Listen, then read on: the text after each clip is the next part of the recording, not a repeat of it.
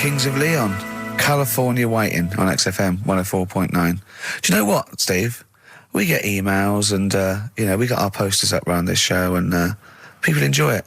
But I don't think we get the credit we deserve for picking the music. It's true. Because we're totally unplaylisted, and I don't know if people know about this, that mine and Steve's sort of first passion before comedy is probably music. We're really, we love playing each other sort of records and that. And maybe when we come back, we should do a show where there is no pressure to, like Karl doesn't press the buttons for us, pre-record it, where we just swap each other's sort of ideas for music. It'd be like the Ricky Gervais compilation tape. Well, sort of like, we're not talking John Peel, where we try and find obscure Belgian jungle and do demos. It'd be everything from, Kings of Leon, Lou Reed, maybe a bit of 80s stuff that people have forgotten about. Beautiful songs. What do you think? I'd love to do that, Rick. I mean, genuinely, there's nothing more exciting to me than introducing to someone a song which they then go on and they love and they listen, maybe they buy the album, But that's something to think about, maybe, for later. Yeah. Well, it's like you say, the pressure to kind of come up with some, high caliber chat between each record, it takes a toll. But and that's it's a passion of ours, and we'd love to. But now it's Rockbusters. Bad Time from the Jayhawks on XFM 104.9. Steve Merchant, Ricky Gervais, Karl. We're having a good time. We are indeed. All right, yeah. Karl, what you got lined up for us now? Right, well, you got a choice. Nearly Dead. You can have a bit of educating. Yeah, let's have educating. Come on. Educating, Ricky. Actually, can we just clarify what this is? I think a lot of new listeners perhaps aren't familiar with this. It's when Karl looks on the internet and finds a weird story about, the double knob fun, and tells me about it. And it's usually not true. Okay. If it is true, I know it already. Go on then, Karl. They're not really weird stuff. It's just stuff that's gone on. That's interested me, that's all it's about, and I educate about it. I should just confirm that we've had a number of emails that say the baby born without a knob and then having one transplanted from a baby that luckily enough had two knobs is apparently true. Right, listen. So, I don't question that you could be born with a deformity and get someone's, fingers, knobs, what I'm saying is, it didn't happen with the doctor goes, I'll leave with it. I don't believe it. That baby's got two knobs. Exactly. What a coincidence. I bet that little bit of information isn't in there, is it? Sure. That he went out the door, I'm going to get a coffee, came back, bloody hell, hold on, look, here's an extra knob, I found an extra knob. We can put that knob on there. Perfect. Travis, writing to reach you on XFM 104.9, all right? A couple of emails here trying to respond to our requests for nursery rhyme related information. Oh, go on. Nikki Williams says that she was at infant school and she had a nursery rhyme book, and in the book, and this may just be the illustrations, but apparently the 10 in the bed in there were small baby monkeys, which you'll be loving, Karl. But again, I suspect that might just be the illustration that accompanied I remember I had a book of nursery rhymes when I was little, and my brother, he was older than me, and I was about 5, so he was about 16. And I remember him and his mate just absolutely cracking up because it said, up Jack got and home did trot as fast as he could caper. He went to bed and bandaged his knob, N-O-B, with vinegar and brown paper. I've since found out that knob is like the old English for head, but I didn't know why they were laughing. Of course. They were just cracking up. This was, whenever one of my mates' brothers came around, he said, where's your nursery rhyme book? And he'd read it to him. Yeah. And it was just the funniest thing in the world. The brown paper and vinegar was a popular method, because didn't Jack and Jill use that? They used something similar. No, that was Jack and Jill. That was Jack and Jill. Yeah, that's Jack when he broke his crown, which obviously, that means his head as well, doesn't it? Yeah. So he's fractured his skull on a sort of like an outcrop of rock. Yeah. And then... is that still used, the brown paper and vinegar? I don't think it is. I don't know, maybe in Manchester they're still using that, I'm not sure. Yeah. Tracy and John Burton say that they reckon a Humpty Dumpty was actually a cannon that used to sit on the walls of the castle in Colchester where they live. That makes sense. Yeah, that would make a lot more sense. Sat on a wall, had a great fall, the kings couldn't put them together again. So he had I broke the cannon, or it meant it exploded. Maybe the cannon fell apart. Because people used to get blown up by cannons just doing it wrong, didn't they? Sure. Which is hoist by your own petard. Right. Where that comes from. Right. Coming back and blowing up in your face. So that makes slightly more sense, because you would want to send for the King's Men then. Yeah, and the horses. I think the horses just came along anyway. That was quicker. Sure. The quick King's Men, it took them about 3 minutes, with the horses there in about a minute. So, but I mean, if it blew up, there's nothing I could do. Yeah. So we got to the bottom of that. See, the educational, Karl. See, this is real education. You know what I mean? It's got a bit heavy though, doesn't it? What? Humpty Dumpty? Yeah, it has got a little bit heavy. Let's dumb it down a little bit. What do you want to do? Mary, quite contrary? We're doing Rockbusters in a bit. Hang on a minute. What? Before you even get to Rockbusters, oh, man alive, there are loads more verses to Old Mother Hubbard. Are there? I'm going to digest these while we play the ads, and I'll see if there's any salient information I can give you afterwards. Brilliant. Moving on, what's the next one? Would she be able to breastfeed? Yeah. And she'd be able to do it standing up while he was on the floor. Talking to nipples. Hey, come on. There's a lovely juicy pair over there. Okay, I think this is the last show. People should actually phone in and speak to Karl and try and convince him. forget that. Yeah, what's the number, Steve? Forget that. We haven't got time. Yeah, he hates answering it. We'll do it during the record. Leave it. Phone in if you want to speak to Karl, if you know the number. Call in, try and convince Karl to kiss a little nipple. Don't want to. Rick, I should just point out that I feel... Don't answer back! Come on, I think Karl has offered nothing there. I think those educating Rickies were appalling. And the only thing that would redeem the show is if you kiss the nipples. Kiss a nipple. Phone in if you want to speak to Karl. If you know the number, call in and try and persuade Karl while this record is on. We'll answer the phone. Phones are still going mad. Answer one. Just put with someone out. Kings of Leon, California waiting. He was rude. He's so rude to people. They phone up and they say, "Oh, kiss his nipple." And he goes, "Yeah, all right." And he hangs up on them. Answer the phone. To say to put them on air. Answer the phone and be nice to whoever it is. Be nice to them at least. Putting people on the air. Hello. Carl. Yeah. Speak to Karl. Why don't you speak about that human monkey that was on the other day? Old news, man. How long have you been listening? Listen, can we forget the monkeys? What do you think of his nipples? All right, then just kiss his nipple then for... I'm not going to kiss his nipple. I'd do it for 500 quid easy. Would you? Yeah. But why? Why do you want me to do it anyway? What are you getting out of that? Oh, come on, mate. 500 quid. It's worth it. Yeah, but... He's got the money. You'll probably get more out of him if you want. It's not about the money, really. Think of Suzanne. Suzanne, you come home 500 quid and go, there you go. Just kissed his nipple, 250 quid each. She gives me more. It's not hard. It's not happening. Right, it's not happening. Did you just cut him off then? Well, there's another fella there. Who's that? Hi, my name's Linda. Right. All right, Linda, you all right? What would make your day, Linda? If Karl actually gave it a lick, not just a kiss. Forget it. Go on. I think what else has gone on? Well, while you're thinking, Karl, I should just tell you now, you threw that question out earlier, why are ginger people historically mocked? We've had a couple of responses on the text, 83XFM. Again, as ever with XFM listeners, don't believe what they say, don't trust what they say. But one of them... have we got any respect for anyone in the world? I'll get back to you. Pete in Tooting, now, again, I think this is nonsense. He claims that the reason ginger people are disliked is because Judas was ginger. From the Bible.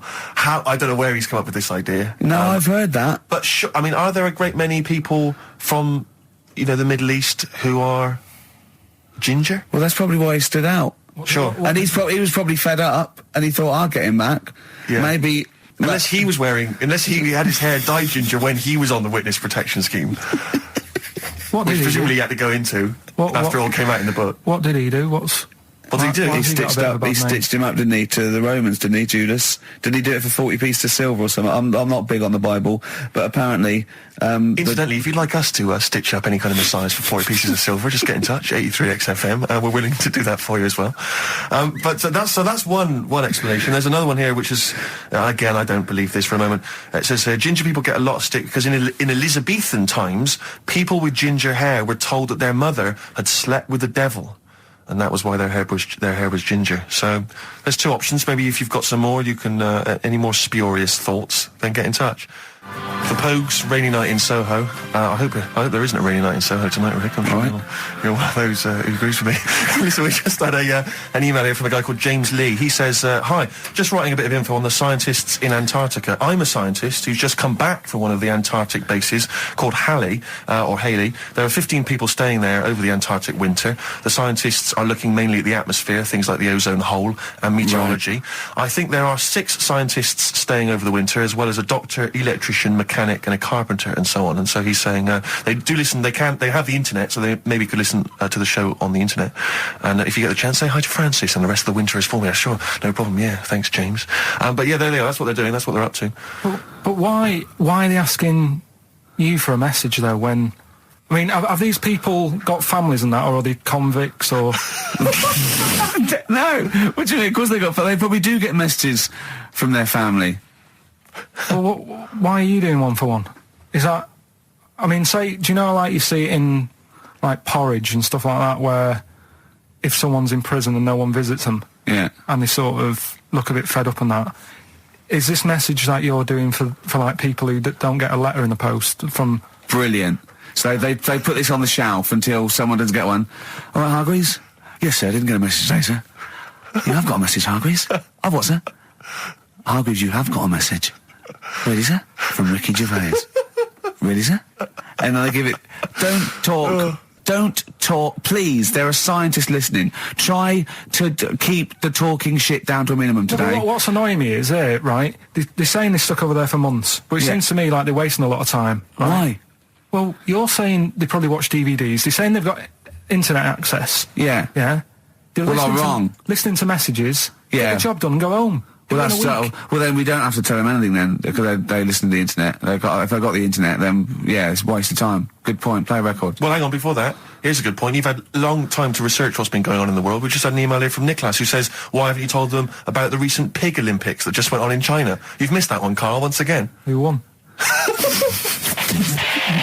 XFM. Anthony and the Johnsons. Isn't that beautiful? Interesting. Hope There's Someone on XFM 104.9.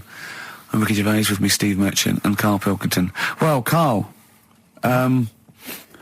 more revelation. We were talking about it last week, but Karl brought it up again just now.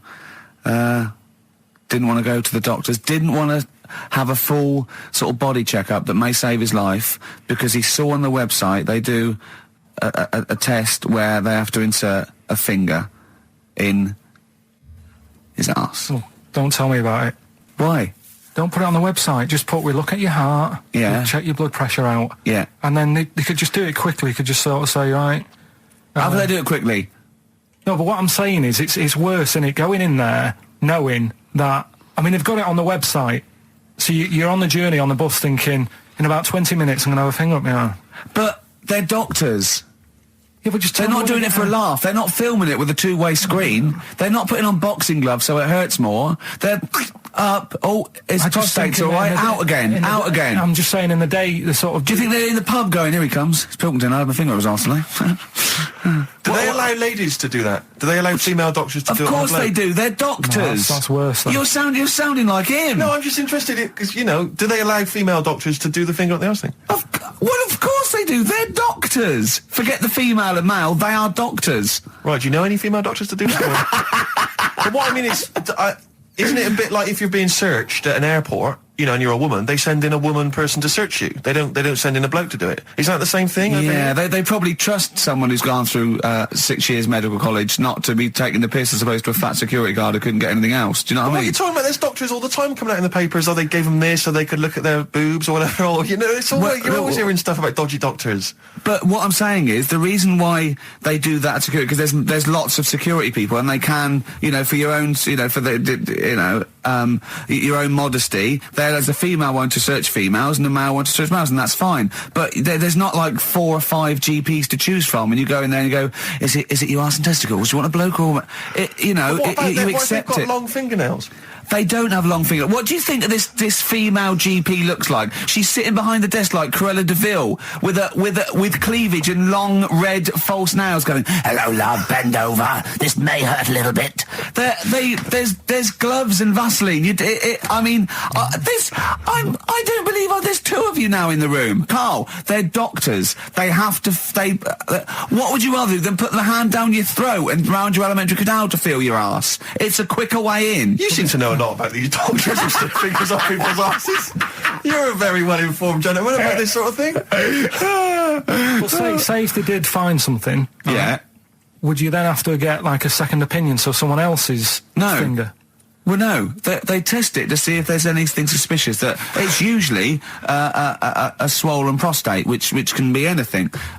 So they catch it early, and that's it. They feel up there. But if you want a second opinion, then the same doctor will just stick a thumb up and have a feel around them. So it always works in the same way. Yeah. Well, if there's a doctor who can, I don't know, put me at ease. I mean, surely there's another way around it. I don't believe that. I mean, what is this? 60 million people or something in the world, isn't they? 60 billion or something? Wow. 6 billion, something? Yes, you got it. Right. You hit it. Well done. That's good work. Right, so yeah, there's 6 billion, did I say? Yeah, what's 6 billion then? Loads, isn't it? Yeah, but So if you want a doctor to phone up to assure you that the finger at the bum thing's not painful and that it's necessary and Just that that it's it's not just someone necessary, trying to really. get Just that it's not an easy way round. All right, Do you what's know the what I phone mean? number here? It's changed, haven't they? oh, You're the producer! Hang on, here it is. 0871 222 1049, and I think you select option 1. It tells you anyway what to do. please, if you're a GP or you've, even if you've completed medical, I mean, we want a qualified doctor, really. Anything else is not good enough for Karl Pilkington. We'd love to. You can ask him all the other questions because Karl, as I said last week, he doesn't feel his own testicles because he doesn't like the feel. Yeah. So I'd like a doctor to explain to him how necessary that is. And this is truthful as well. I've got very slight pain around the genital area at the moment, and I think it might be some kind of groin strain, but I'm a little bit anxious, not entirely sure Yeah, what it is. you've been with me twice when I've gone along to get them checked. Yeah. And I go, oh, what's that? Yeah. It's terrible. I mean, but it's usually I think you're in a pretty low risk, aren't you? I'd hope so. You're coming out of the 20s. I think testicular sort of. I shouldn't be doing this. I'm not qualified. They told all they said was to me sort of like it's 20s and 50s. Mine- So we're in. Mine sort of felt like they dropped a bit the other week when I was on holiday. I don't know if that's like when you're relaxing or I was wearing shorts a lot. How far? If it's 2 foot, it's too far. I was having problems walking. What do you mean? No, Why? it was just a bit. I had shorts on all day. I'm happy and walking about on the beach and what have you. And then at the night, when I put some long trousers on, I was sort of walking like rickets. They probably like stretch a little bit. Sometimes, I told you when I was about 18, I was scared. I went to the doctor. I felt a pain, right? And because I was doing biology, I thought I'd show off this doctor. I said, I've got a pain. I think it feels like it starts in the epididymis and goes up through the urethra either. And he went, Finger up the arse. he said, your jeans are too tight. They're squashing your balls. So we want a doctor like that. So what's the phone number again? It's 0871 222 1049. A qualified What do you doctor. mean your balls drop though? We've got to come back to this. I don't know. They just felt like it's not too bad at the moment. I was all right on the way in, but it was just, I feel twinges all the time, but you never know whether it's just because you're in. but they felt like they weren't my own. Do you know what I mean? They sort of felt a bit like these are. There wasn't a baggy. bloke standing really close to you, was there? And You didn't get them mixed up, did you, on the way back? On the flight back? felt Someone else has got Well, take a leaf out of nudist books. They just walk round. They got nothing on it. it. About nudists. Why? Well, let's play this ad break and that. And Have you had another encounter? if we've got time, I'll tell you about it. Have you really? Oh. XFM. Right, we've got who's that on the line? It's Rob. Rob, and are you a doctor? I'm a final year medical student. I'll be a doctor in 2 months, touch wood. That's close enough, isn't it? Yeah. Excellent. So, where do you study? Do you want to give more details, or do you want to remain anonymous as you're calling in to I study at Barts Hospital. All right, great. So, why do GPs sometimes put their finger up a man's anus? To see what's there.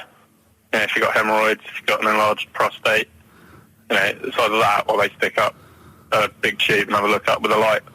What? And it's easier to do that. Now, are you dumbing this down for us, or are you going to fail your medical exams by saying stick up a big tube with a light? I'm dumbing it down. Okay, come on then. We're all intelligent people here, and Karl. So you tell us what's that called? It's called a sigmoidoscope.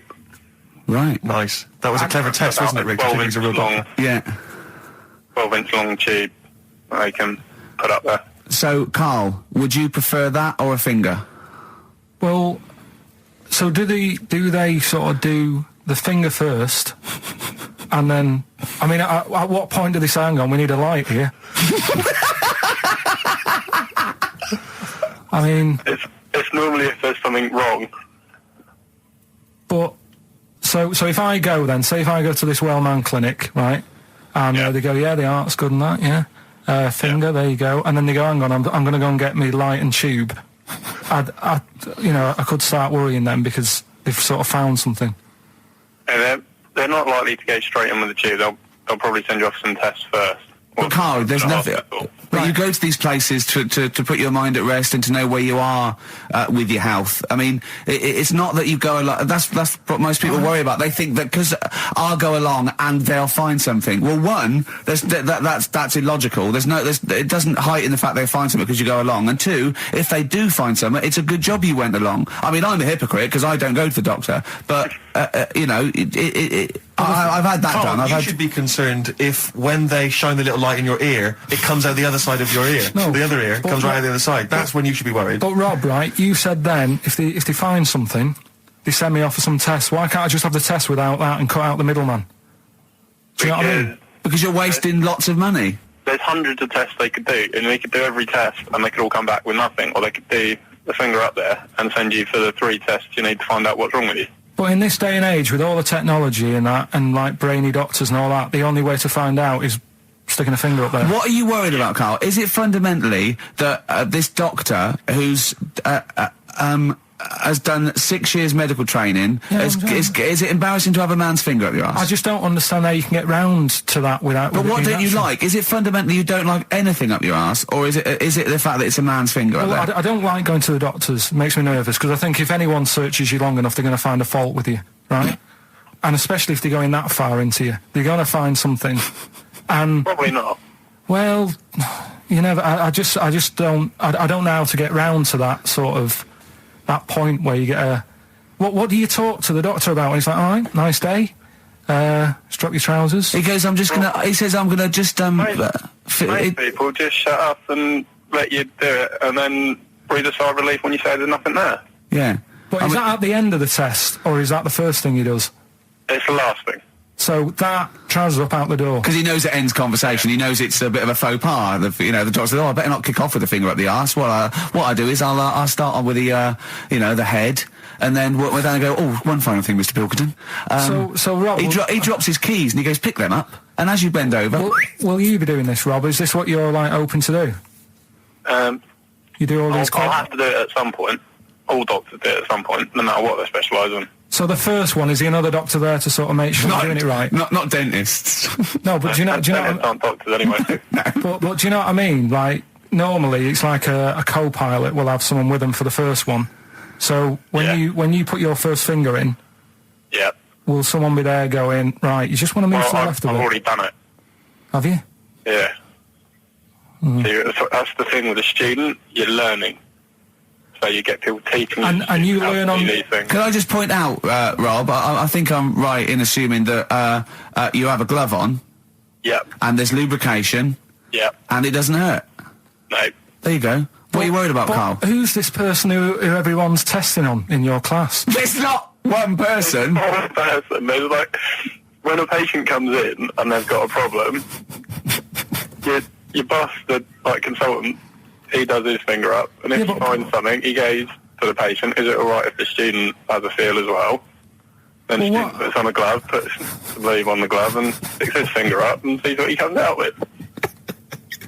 Rob, I wish you could see Karl's face. I mean, his face when you said, and he says, can this fella have a go as well? He looked horrified. That he thought it was a free-for-all, like there's a queue of people trying on gloves and going, let's have a go. That looks good up there. What have you found? No, I mean, how come you had to sort of... Is it not something you could test on yourself rather than waiting for other people to come in?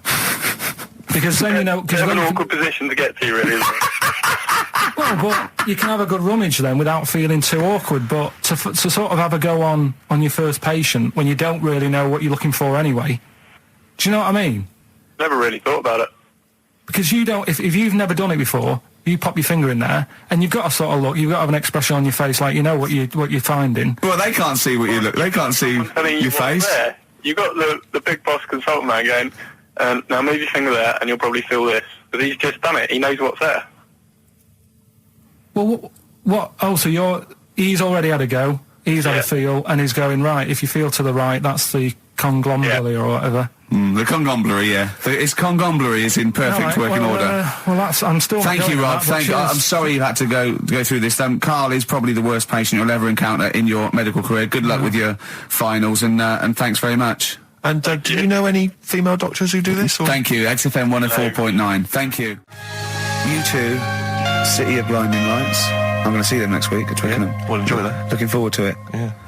Thanks again for letting me know about your... Old Nobbo and Edge and all that.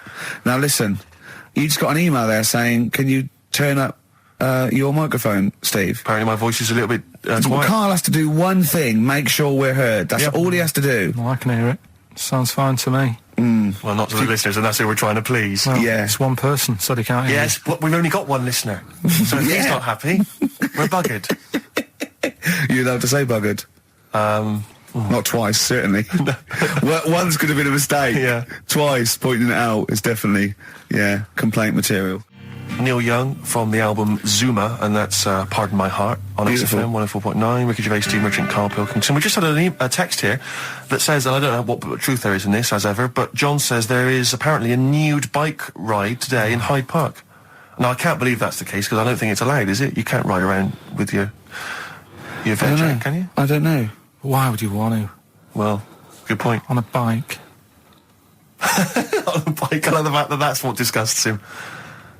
Do you know what? If we did appeal for a nudist to call in, I'd want a very specific sort. I want a German nudist, a middle-aged man called Helmut. Okay. If there is any, or the closest one to it. So I want a middle-aged man from Germany. If your name is Helmut, you're in.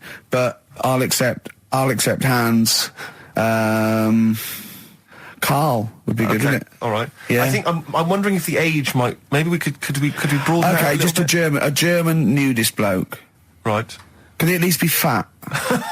Can I find a fat German fella? If your name's Helmut, we're going to give you a big prize. Yeah. But, any fat German fella who likes to get his sausage out. Sure. Okay? It's sauerkraut. Yeah. What's the phone number? 0871 222 1049. It'd be good just to get an email or a text with a contact on it, and then I can just call them up in the week. Sure. And 83936 is the text number. I don't know what our audience demographic pans out like, Rick, but I'm suspecting that's probably a fairly small fraction of our listenership. I know, but there must be someone out there. If you nudists. know a fat German who likes to get his tackle out, of phones are going. Straight away. Just answer it, Karl. Just answer it. Just pot luck. it could be anything. Well, let's just see what it is. To be fair, it could be a nutter. It could be a nutter. But just say hello. Just tell your turn. It's not straight away. He'll stay there, won't he? He'll stay there. Well, answer it. Let's Answer leave it. Leave it. Answer it. Oh, you see this? It's gone. It's gone. There you go. He bottled it, so just as well. Well, you took too long to answer it. Lloyd Cole, Impossible Girl, on XFM 104.9. Wow. Rick, I'm just reading an email we've had, and it is indeed true. Scores of naked cyclists will be wheeling around London today in a mass protest against oil dependency. The World Naked Bike Ride will see the arresting sight of up to 200 daring riders bearing all in their cycle past some of the capital's most famous landmarks. Have they got to wear an helmet? Are they against wearing an helmet? Well, I think they're trying to make a statement, I would imagine. I don't know. Well, they don't have to wear a helmet. It's not law to wear a helmet on a bike, is it? It's for your own safety. It's sensible. You're right, yeah. Well, it's also sensible to just pop some pants on. Just pop some pants on. Are you going to be popping down there and cheering them on? I'm not going anywhere near it. What are they going against? What's the problem that's going on? Oil dependency. I think, generally we're consuming too much oil, aren't we, in the world, and it's going to run out one day, and we've not got any alternatives. Talking of campaigns and things and that, did you see Sir Bob on Jonathan Ross last night? Sir Bob Geldof. Sir Bob Geldof. Yeah. Are you going to walk to Edinburgh or sail to France, Karl? What do you think of all this? The G8? I think it's good that, he's doing some stuff for the world and what have you, but probably won't bother. No? Having a walk. What do you make of all this campaigning? He's dedicated his life to this now, hasn't he?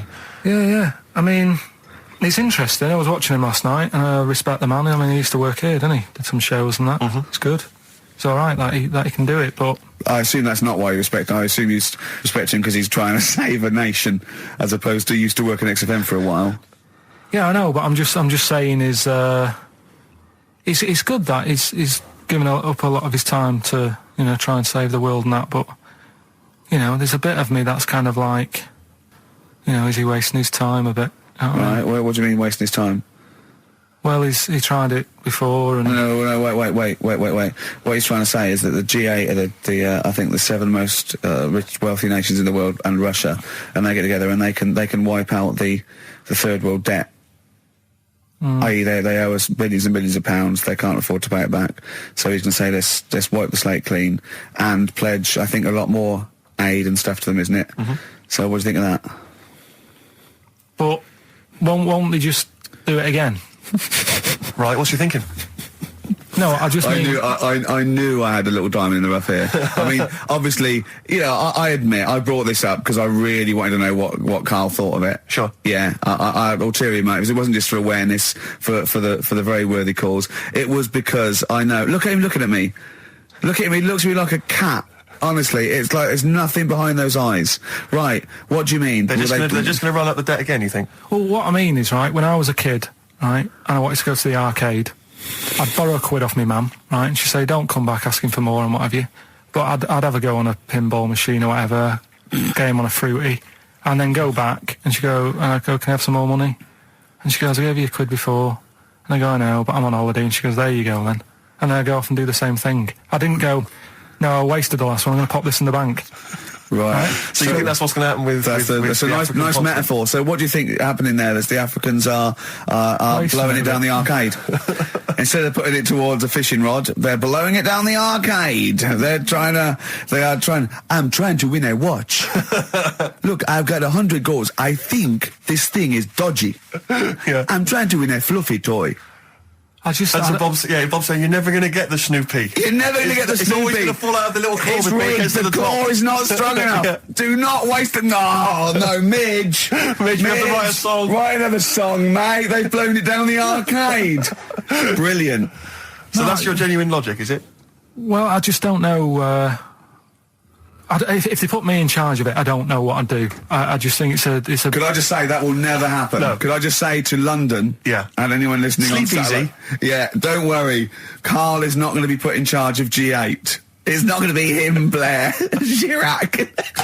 That would be a joy if it were. That would be amazing. Well, I've got another food-related item here. Now, Karl, I got a little email via my agent sent from someone here. Okay, so sent from someone at XFM, okay, and I won't say it was, she just said, I thought this might be good for Ricky to use on Saturday, and obviously what happened is Suzanne has sent you an email in the week, it was Wednesday, and you've returned it, but I think you've returned it to the wrong email address. You returned it to someone here who, of course, immediately forwarded it to my agent for ridicule on the show. Don't panic, it's nothing that bad, okay? It's an email from Suzanne talking about your tea that night. Was Suzanne out on Wednesday night? Was the an England game or something? Yeah. So you were alone. You were home alone, were you, Wednesday night? Yeah. Did you enjoy your meal? Was it a quiche? Go on. Right. From Suzanne to Karl. Take the quiche and put it on the baking tray. Cook for 30 minutes on 190. Take lettuce and put on plate. Take 3 tomatoes, wash and chop into quarters. Place on lettuce. Take an avocado, chop in half. Remove the stone. Peel skin and slice. Place on salad. Put salt and pepper on and a dribble of olive and balsamic vinegar dressing. Right? In brackets, small bottle behind the cafetiere. Right, in case he's reaching for bleach. Yeah. That's it. Should have put everything else away. Right? Then sprinkle a smidge of parmesan on top. Remove quiche from oven, cut into quarters and put on plate. Eat. Oh, wow. Does she have to do that every single time she's out? No, it's just that I'm not that good at cooking, right? And to be honest, that was a lot of hard work. I didn't bother warming it up. And I did without the avocado. Why? Too much messing about. He didn't even do that with instructions. It was too much. But yeah, I'm not that good at cooking. And Did you genuinely... That's not cooking, though, is it, Karl? That's heating up a slicing. quiche. That's cooking it is making the quiche. Yeah, but I'm just can't could you have figured that out if she hadn't left that note for you? Why did she have to tell you what the olive oil and balsamic vinegar was? Because I've put sort of cooking oil on my food once, and I said, oh, it's a bit... It's ever since, right, years ago. I'm gonna die! Years ago... God, leaving Mr. McGill at home. It was ever since I put sausages in the toaster that... What do you mean? I nearly set the flat on fire. Because, do you know, like, when you're grilling food in a pan and all that? Yeah. Sort of sausages spit and it goes everywhere, doesn't it? And it makes everywhere greasy. In the toaster. So I thought, well, just want to warm them up. Yeah. Bung them in the toaster. Yeah. What happened? And she sort of caught... They got stuck and sort of caught on fire, I imagine. She came in just as I was sort of plunging it, and Matty came in from work. She said, what are you doing? I said, I'm in sausages. Well, the oven isn't on. I know, they're in here. What, you turn it off? Panicking and that. But I've never been into it. I've never been into cooking and that. At school and stuff, I didn't bother doing it. Oh, every time Suzanne comes home, she must think, please be the house still there. Yeah. Please not let me hear a fire engine as I come round this corner. Oh, God, she comes and goes, oh, God, thank God. I bet she's always happy to see you when she gets home and you haven't burned the place down or introduced some howler monkeys or something. Unbelievable. What I find extraordinary is there are people who are in sort of care in the community who don't need instructions on how to prepare food. Oh, they do. They can do it. Yeah, you show them once. Yeah, they they've learned it. Whatever you do, don't put sausages in the toaster, Johnny. Do you know what I mean? Yeah, and they've learnt it. They don't put sausages in the toaster. Yeah. What they put their fingers in. But, yeah. Landed Ben Folds on XFM 104.9. We've had an email, Rick, from Simon Whittaker. He says, he's throwing the question to Karl. Have you seen the video for that Ben Folds song where there's apparently a monkey working the sound desk and shifting the piano? Yeah, you want to check that out. Talking of monkeys working the sound desk, we've also had a lot of emails directed at you. Yeah, a lot of emails directed to you, Karl, asking if you saw this programme that was on in the week. I think I didn't see it. I think it was called The Strangest Village in Britain. Yeah. Did he watch it? He called me 6 times during it. Of course Called me 6 times. Now, just explain briefly what this was, because I didn't see it. Well, it was a sort of an experiment. I think I can work out from the sort of 70s, and it was sort of run by, from what I can make out, mainly sort of German Christians. Right. And what it was people with various disabilities or mental illnesses, Down syndrome, autism, bewildered, and they were living normally in the community. And there was 300 people in the village. Half had some sort of problem, mental problem or disability, and the other half were sort of carers. And I mean, it was very, very strange. And where is this village? It's somewhere in this. It's up near Whitby, innit? Yorkshire, right. Okay. But he called me. He called me at various points. We were watching that. It started off. He went, "Geez, if that's the beginning, what have they got coming up?" Then there was 2 fellas, and the phone rang, and it went, "What is going on?" And it was 2 blokes who had created their own language. Okay. And they were going, and you go, and it was an interesting program. I love documentaries like that, but what made it twice as good was that I knew that Karl was getting confused. Yeah. There was one bloke that went round interviewing people, and he'd just have a string of questions, and he'd go, "Have you ever had curly hair? What's your favourite animal? Have you ever seen a badger?" All right. And Karl was getting stressed. It was stressing me out. Because he was trying to think of the answers quickly enough. Because he was sort of saying, do you like mosaics and that? And I was like, oh, I do it. And the next question was coming in. It was like Mallet's mallet. Do you know that sort of that word association thing? I was stressing me out. But he said he wanted to go there. He actually said, could I go for a holiday there? And I went, well, I doubt that. I don't know. Maybe you could go on a visit. That would be great, wouldn't it? For Karl to walk in there. But the thing about it would be like Karl would be the ruler. He'd be the king. It would be that in the kingdom of the blind, the one-eyed man is king. I mean, he would just dominate. I don't know. There were some of them were quite clever. Really? Yeah, I don't think he'd. I think he'd probably be average. Yeah. I don't think he'd. Okay, he'd just blend in. No, I don't think he'd shine. Yeah. Because a lot of them were quite good at some things right now. He didn't like the angry bloke who punched him. There was this really sort of sweet Down syndrome woman called Nan, and she hadn't hung her coat up, and this angry bloke was going, "If you don't hang your coat up, I will." And he punched her, didn't he? Yeah. And poor Nan got it in the neck from everyone. There was another woman bullying her, wasn't he? Yeah. But you like the little The little Down syndrome fellow with a woolly hat who was helping that woman. If I went there, he's the one who had sort of hunt down, so come on, let's go for a pint or something. Sure. But, incidentally, do you like mosaics? We didn't establish that. He's still thinking about it.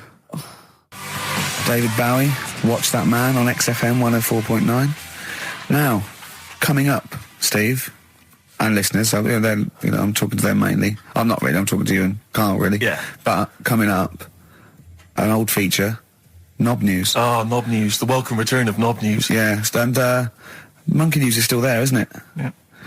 Just briefly, you don't think you really gave that competition justice, did you, not handing out the email? No, let's just quickly whiz through the questions again. Yeah. John's texted in, by the way. He says, I never get any of the Rockbusters clues. Is this a good or a bad thing? Definitely a good thing. Definitely a good Definitely thing. a good thing. Yeah. Yeah. Did you have to have that thing done where they say, what side do you wear your member? What side you dress? They don't say what side you wear your member. That would hardly be a euphemism, would it? So they say what side you dress, sir. It means what side your little poke, your little John Thomas leans, doesn't it, on rest, usually to the left, isn't it? Your little But left do you know, testicles. if I said to you now, what side do you wear it on? Do you know? It would be left. It would be the left. That's what I mean. If standing there, right, with nothing restricting it or holding it in or holding it up, right, it sort of leans. Your one ball is sort of like slightly back and lower, isn't it? And your little John Thomas rests there, so it's left. And the reason they ask it is so they don't put the tape measure up on the left and squash your willy or touch your willy. So it's nothing to do with like, well, you'll need a bit more room of sort of more material on that side, or. Well, no, I don't think they compensate. It's just when they put when they stick that up into your groin, they don't want to come in contact with your little. The thing is, I don't know what side I wear stuff on.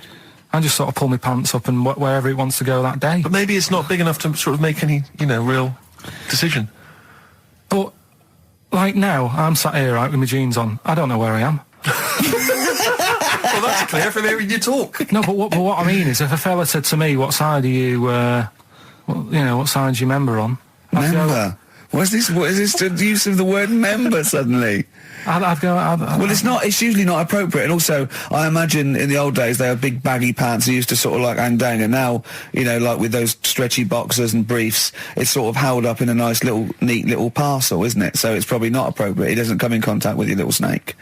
So, did you ever, have you ever heard that? Are you telling me a tailor has asked you that and you went, what do you mean, mate? No, I've never, I've not really had one made to measure. I had one made when I was a kid, but since then I've sort of bought a suit off the hook. But when you were saying about buying a suit, I know that question sort of crops up and I don't know what the answer is. It just annoys me the way I don't know, there's no surprises anymore. Do you know what I mean? People know. What do you mean? He's going to go, right, I'm going to measure you now. Which side shall I measure? Go, well, pot luck, go and have a look. Right, there you go. Oh, you got it. You checked me out. What do you mean there's no surprises anymore? What are you talking about? Everything you say is a surprise. Everything you say, every opinion you have is a surprise to me. What I mean is, why aren't people just happy just to go, well, depends, doesn't it? I'll just pull the pants up wherever it wants to go. I'm happy. What do you mean? Why is this such a big issue? But Karl, when they ask you this question, they're not making a note of it somewhere. It's not statistical research to find out what the kind of common leaning is. It's a question so he doesn't touch it when he's using his tape measure. Just be careful. But he is being careful by asking the question. But what's wrong with him touching it anyway? If he's, I mean, it's only like a slight. Fair enough. But if he just sort of, knocks it a little bit, you can just go.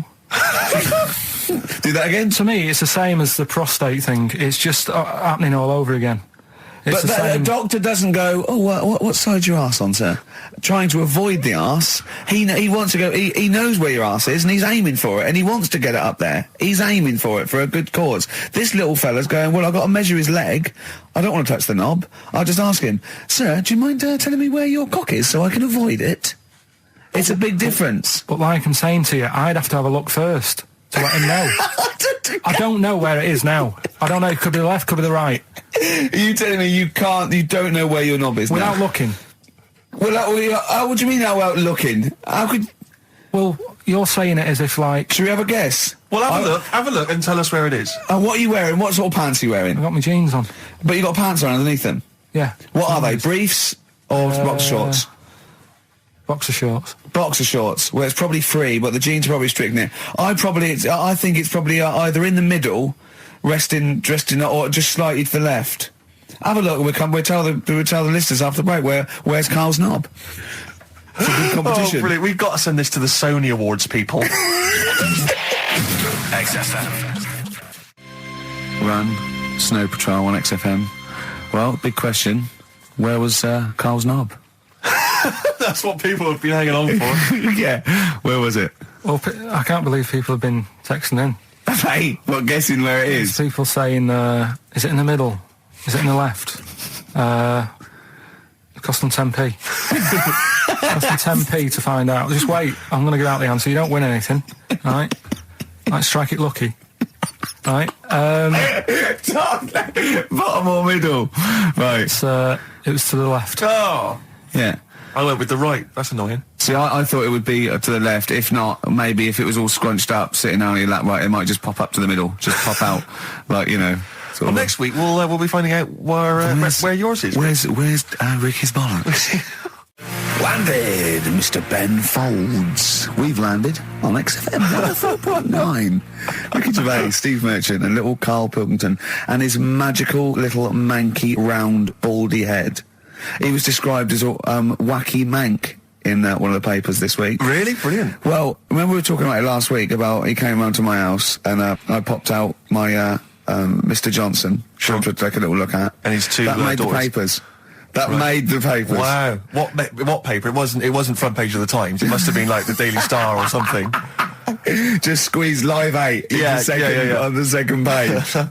Yeah, so Wacky Mank. Wacky Mank, that's Wacky great. Mank. Wacky Mank. We had an email from someone that reckons they remember you from body popping round Salford Way. Yeah, Eccles Precinct, apparently. You know that, don't you? I wasn't doing it round there, though.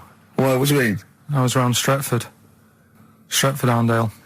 And what were you doing? What sort of body popping was it? Just a bit of everything. Caterpillar.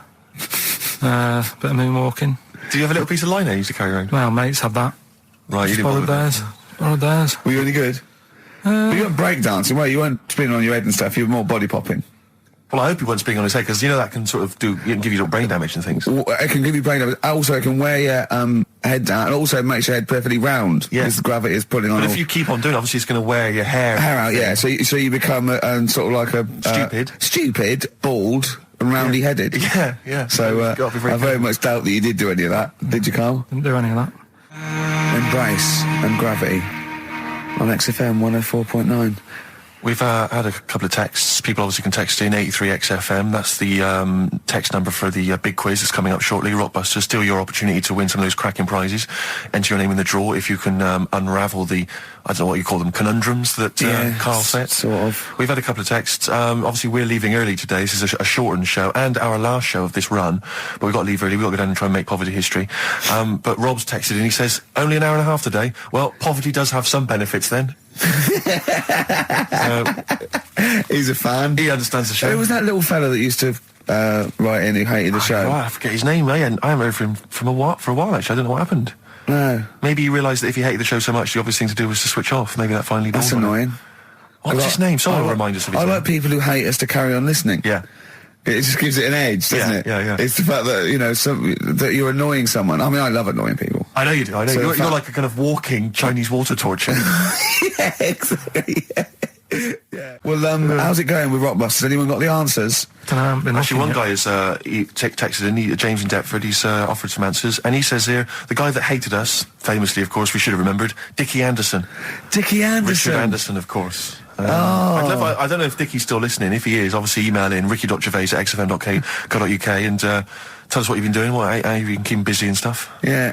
Nice to hear from him. Chris Campling hasn't called, has he, either? Yeah, The one that thinks that not only is this whole show scripted, imagine that, right, but that Karl is a character created by us. Yeah. He's actually an actor. Oh, if only we Look could at take credit that, for a that. shaved monkey we got. Put the message in the box, put the message in the car, drive the car around the world, and I'm imagining that message is make poverty history. That's World Party, put the message in the box. Yeah. Can I just say quickly while I think of it, we get a lot of emails from people, a lot of texts saying, can you send a big shout out, stuff like that. I've just looked at one now, Scott and Julie in Australia listening, they want a big shout out, big shout to them. But there's so many people that do it, and I'm obviously just want to say sorry we never get to your emails. We're very, very lazy. We never really get to look through them, but we obviously do appreciate you emailing in, texting in, stuff like that. And also, can I send a big shout out to my grandparents, who I believe might be listening on their new digital radio? They're pretty high tech. Very nice country. Yeah. Are they the merchants of Bristol? Merchants, yeah. Props Good. to them. Props to them, yeah. Right, competition time. Brand new competition we've come up with. My favourite we've ever done, I'll be honest. And a great prize, The Sixth Sense. You get a clip of a great film, and then you get to keep the great film. Now, I'll just explain this competition. I think Karl is a little bit of a frustrated actor.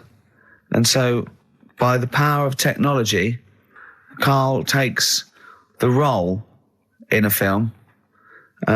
And there's a question about it afterwards. This is a scene starring Karl Pilkington from The Sixth Sense.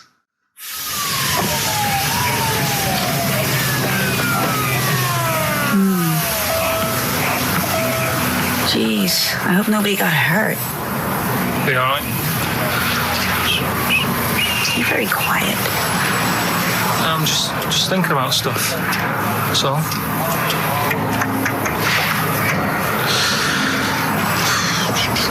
You're mad I missed the play, aren't you? A little bit annoyed, to be honest.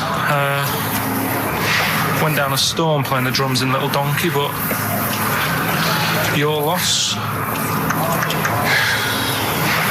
I'd give anything to have been there. Well, you wouldn't, because you didn't. But like I say, it's your loss, isn't it? Anyway, I'm just quiet because I'm thinking about stuff, like I said. Right? I'll make a big deal out of it. What is it? Well, I was just thinking, what would happen, right, if you put a chameleon on a mirror? How would it handle that? It's a bit weird, isn't it? Oh, you're scaring me. That's scaring you. This'll scare you, right?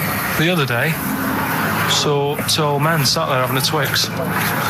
You never see that, do you? Old fella having a Twix. You see ghosts, Cole? No, just the old fellas having a Twix, boy. They talk to you?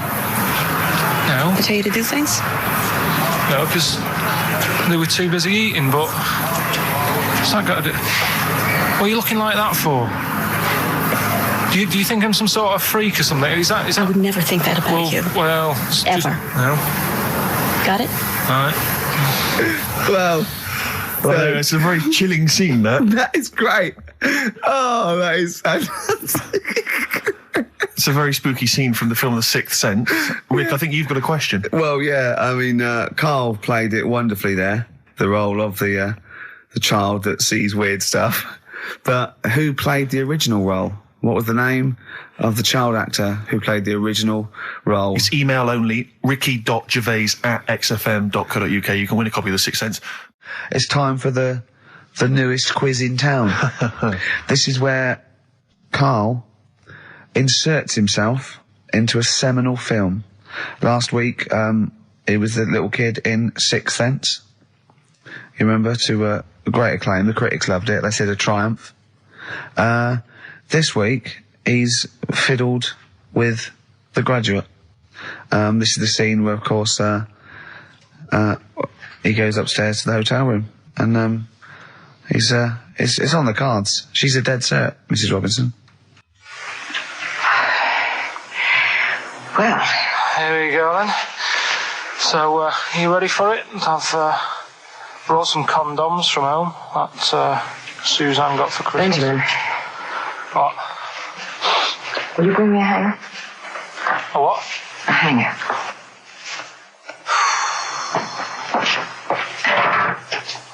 Tell you what, I've got wood. What? Just saying, I've got wood. I've got metal ones as well. What sort do you want? Either one would be fine. All right. There you go.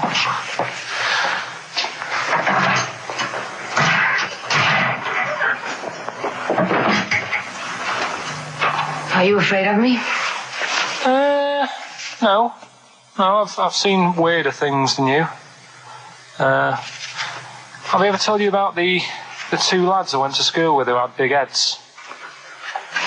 webbed fingers as well. Not related, and weren't mates, but both had the same thing, which is a bit weird.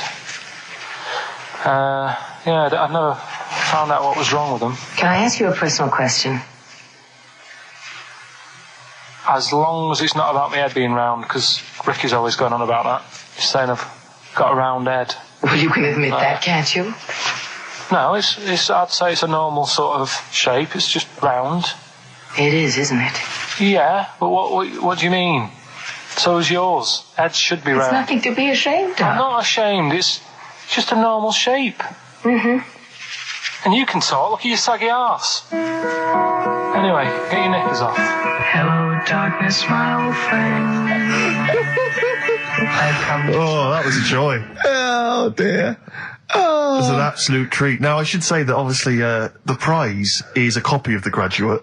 Now, bear in mind that XFM is giving away these prizes. Yeah. Karl is so cheap that he wouldn't even buy it on DVD. He's bought it for $6.99 on VHS. It'll be panned and scanned. It won't be widescreen. There's none of the extra features that you get on the DVD. Oh, look at Karl's face. He's gutted. Karl, did you pocket the rest of the cash? No, I have to use my own money to buy these, right? What, you're using your own money to give this stuff away? Yeah. So I had to go and buy that. XFM is so cheap, I understand. Right? I know. And it's not worth having it on DVD, is it? 'Cause Why not? It's an old film, so... So the quality is do you know what I mean? They can't really tidy it up. Of course they can. They do it from a print. They don't do it from the video. They don't get the video and go, let's make it into a DVD. An old Betamax copy that someone had knocking about. Well, anyway, It's the same film, though, isn't it? Fine, okay, well, you're right. it is Yeah, the same but anyway, film, yeah. you can win $6.99's worth of The Graduate. The question, and it's email only, Steve, it's not Steve, it's ricky.gervais@xfm.co.uk. The question is, name the actor that Karl was taking the place of in the film, and of course the actress that he's performing opposite. ricky.gervais@xfm.co.uk. Lovely. Something else we're giving away. Go on. The Shining. It's just more throwing away, isn't it? Once again, Is it on video? Once again, it's on VHS. Just because you buy it out of your own money, Karl, stop being so mean.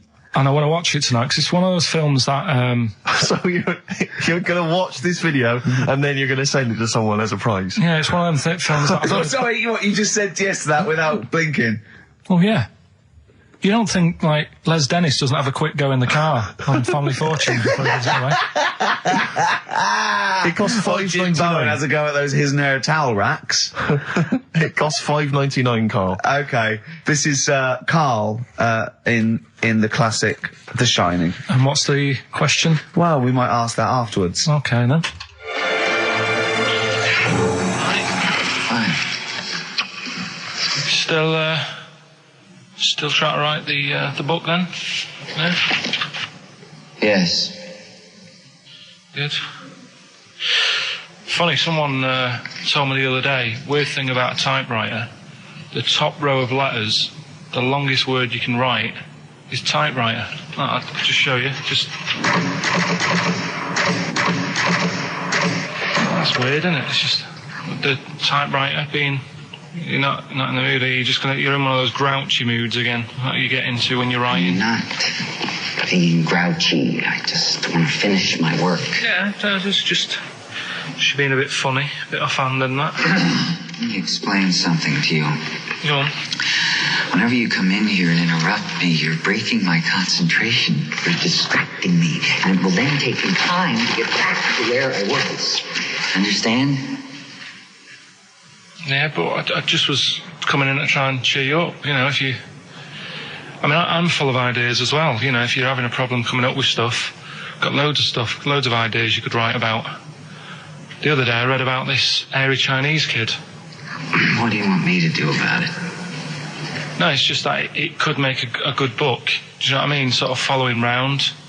That's swell. Well, I'd buy it. You know. But if you don't want to know, don't bother doing it. But, do you know what I mean? It's just airy Chinese kid. It's weird because they're not normally that airy over there. Yeah, this kid cakes in it. But if you don't care... I wouldn't touch one hair on his goddamn little head. you won't have to touch any hair on his head. Like I say, he's covered. Leave the head alone if you want. Touch his hands. He's totally covered in it. But I love the little son of a bitch. Well, don't go that far. You haven't met him, but I can sort it out. I'd do anything for him. I don't think you'd expect that much. Just take him to the barber's 3 or 4 times a week. You know, he's a good little kid. In fact, I'll do it. I think I'll write a book on him. Yeah? How do you think you can handle that? Yeah. You're not too busy, are you? Well, yeah, I'm pretty busy. I've got to sort out some monkey facts for the show this Saturday, but I reckon I can still... Why don't you start right now and get out of here? All right. I will. If you're going to be like that. Couldn't borrow a pen, could I? See you later. There you Haunting. go. Haunting stuff there. Karl Pilkington in The Shining. You know, in the film, Jack Nicholson goes crazy because the suggestion is he's maybe possessed by demons that maybe are in the hotel. But, you know, if I was stranded in a desolate hotel, removed from all human contact with Karl, I'd go mental with an axe without being possessed by demons.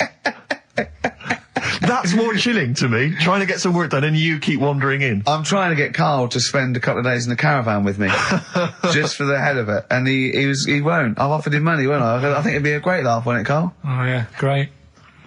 That would be terrifying. No, I want to film it. I just want to film it. Like a little video diary. There's Karl there, he's just waking up. Well, if I was stranded in that would be like being... I may as well be with Freddy Krueger and Jason Voorhees. That's more scary. The thing is, Ricky doesn't mess you about as much as he messes me about. No, you see, you've given him an inch. You've given him an inch and he's taken a yard. 12:30 you got in today. In 30 minutes between 12:30 and 1. The old bin lid on the head. He wanted to do that again. Yep. Squeezing my head, think he had a go at. And karate chop on the back of the neck. Yeah. All in 30 minutes. Yeah. Who else can say that? Who else can say that? Who else can say?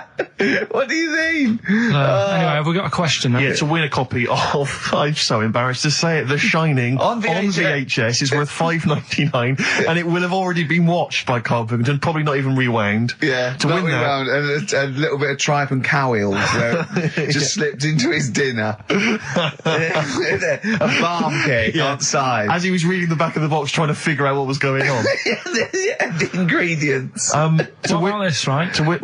Here's a question. I've got a question. No, go on. No, I want to hear Karl's first. Okay. No, it's about the film. Because when I was whizzing through it, I saw something and thought, oh, that's good.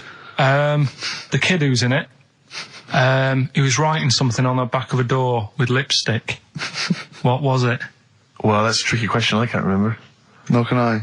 Right. So the kid in it was writing something on the back of the door. Is that going to be too hard for anyone? Let's see if... I mean, I wouldn't be surprised if there's somebody... Right, the phones are going, so it might be. Yeah, but this is email, isn't it? All right, Ricky.Gervais at xfm.co.uk. What was being scrawled on the back of the door by the little kid in The Shining? Be honest, if you know that, it means you've probably already got it and you've watched it about 8 times. Yeah. Fair enough, though. All right. Right, we've got to give away another prize. Yes, you lucky people. For those of you that haven't seen it and do not have the requisite £4.99 to buy it yourselves, you can win on VHS cassette, panned and scanned. Billy Elliot, the special edition, includes bonus documentary, The Billy Elliot Boy. Oh, and, I'd like to see how they really sort of made that film. Exactly. Well, it's the hit film Billy Elliot, and you can win that on VHS. Because, Karl, I assume you have included yourself in an excerpt from the movie. Taken a scene from the film. Who do you play, Billy? I'm playing the part of Billy. Brilliant. And we'll have a question at the end of it. Come on. Brilliant. 2, 3 Potable Ray and Alright. Just been down the valley. So you don't know where you... What are you looking like that for? What's wrong with Bally? What's wrong with Bally? Yeah, well, what's wrong with it? It keeps you fit and that. What do you think, Auntie Nora? You think about me doing Bally? I used to go to Bally. There you go.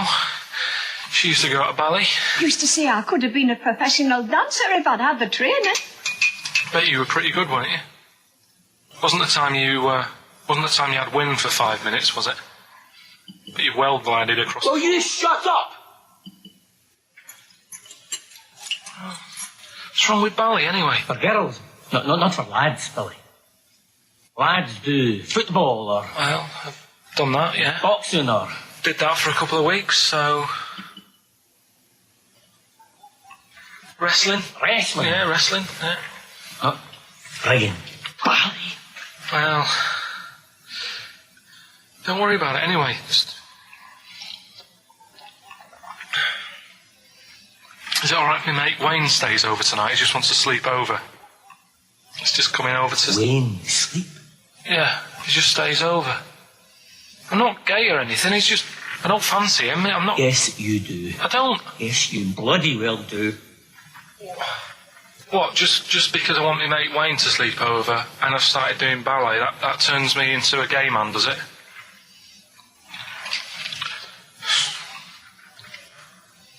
You haven't seen my Village People album lying around? You're asking for a hiding. Just joking, just having a laugh. Just didn't mean...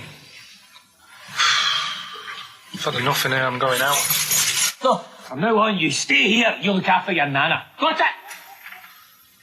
Yeah. Good. Alright. Well, there it is. What's the question? Powerful. I'd like to know what was the name of the actor that Karl was taking the role of. Does that make sense? That's not grammatically quite right, but anyway, fine. Who was the young lad that Karl was taking the place of there?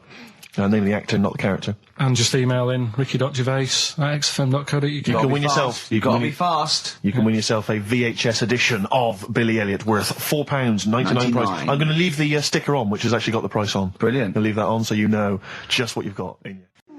Which film are you in this week? Looking at Silence of the Lambs. Right, play it. Just play it. Have we got a question? Well, No, come on, who the question cares? after. Who cares? Should Karl carry on? Play it. Right, Silence of the Lambs.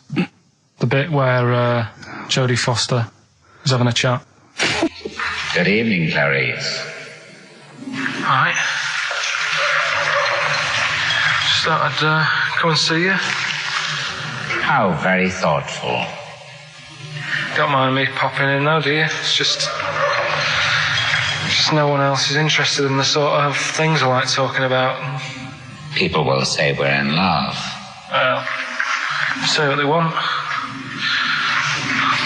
Did you hear the show last week? We were talking about gay people, if they should have their own toilets or not and stuff. That was good. Yeah, it's all right, wasn't it? Got a good debate going.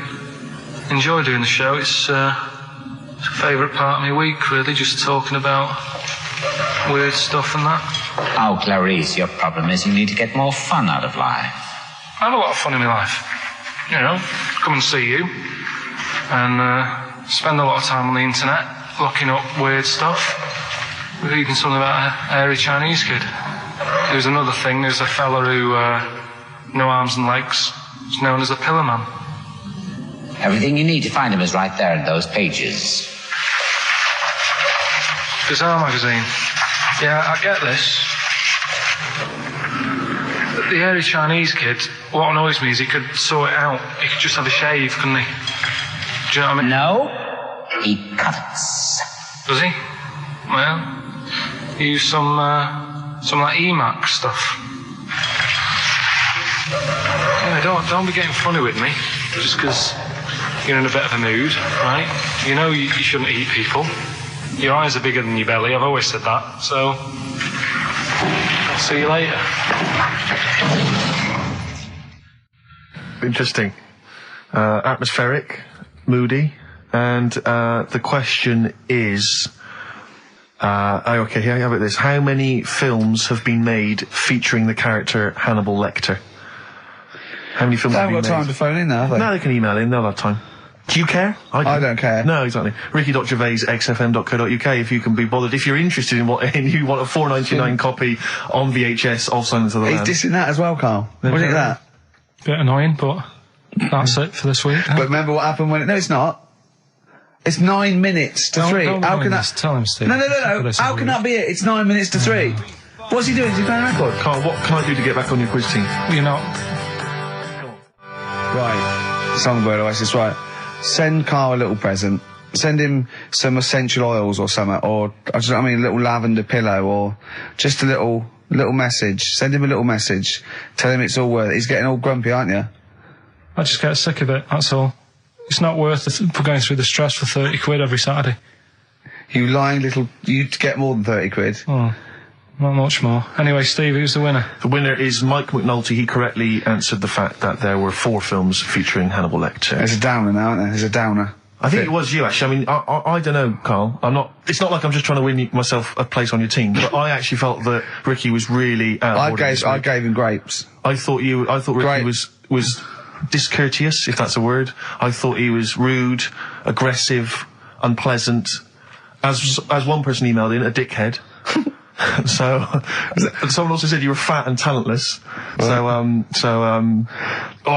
like those emailers who do that sort of thing, but one of them said you were really, really annoying. Well, cheers for that, but you're still not on the they didn't team. like what you were wearing. So, back next week. What did he say? He went, cheers for that. Right, come on then, Carl. Right, so the film is Kes. You got to listen to it properly. At the end, there'll be a question about what's happened in there, so you got to listen, take it all I in. love the fact that in pole position, in positions 1 and 2 of his favourite films of all time, is The Elephant Man and Kes. Yeah. That's brilliant. Yeah. Go on. All right. Am I leaving the mics open a bit when this is going out? or what? Yeah, let's have a listen. Yeah? All right. So don't talk then, right? Just put that hot dog down, Rick.